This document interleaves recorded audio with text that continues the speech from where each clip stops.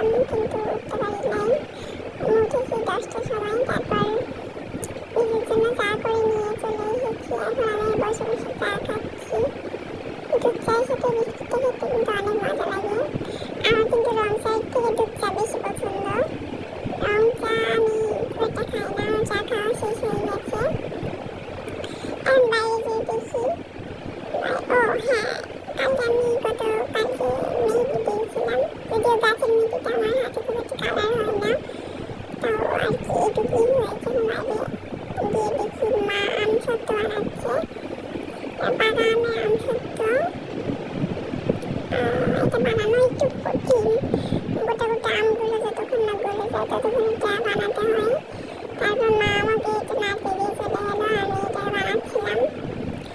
এটা বানাতে অনেক মেল্ট হয়ে যাবে, তারপর এটা হবে। এটা হতে একটু সময় লাগে, যতক্ষণ না মেল্ট হচ্ছে এটা ততক্ষণ এটাকে জাল করতে হবে।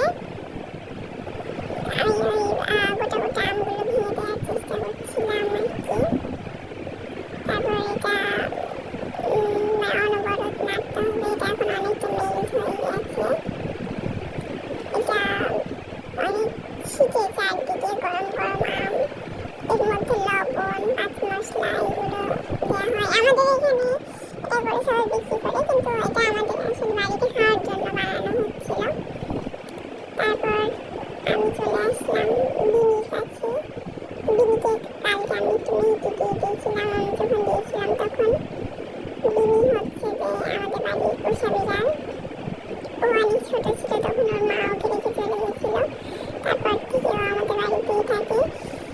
ওর এখন পর্যন্ত 6বার বাচ্চা হয়েছে, কিন্তু একটা বাচ্চাও বেঁচে নেই। তারপর মাকে দেখছিলাম, মা এখানে পুঁইশাকের ডাঁটা কাটা বাছা করছিল। আমি এটা খেতে চেয়েছিলাম, আমার এটা খেতে অনেক ভালো লাগে চিংড়ি মাছ দিয়ে।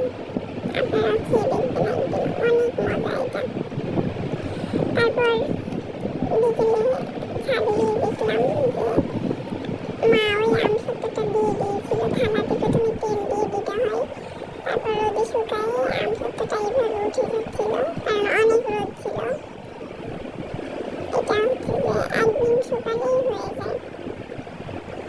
এটা আরেকটা, এটা আমি উঠিয়ে দেখছিলাম যে আসলে এটা কতটা উঠছে, আদেও আম সত্ত্বটা হয়েছে কিনা উঠানোর চেষ্টা করছিলাম। তেল না দিলে কিন্তু এটা লেগে যায়, এটা উঠতে চায় না। তার জন্য আগে তেল দিতে হয়। তেল দেওয়ার পর গরম আমটাকে এর মধ্যে বসিয়ে হাত দিয়ে প্লেন করে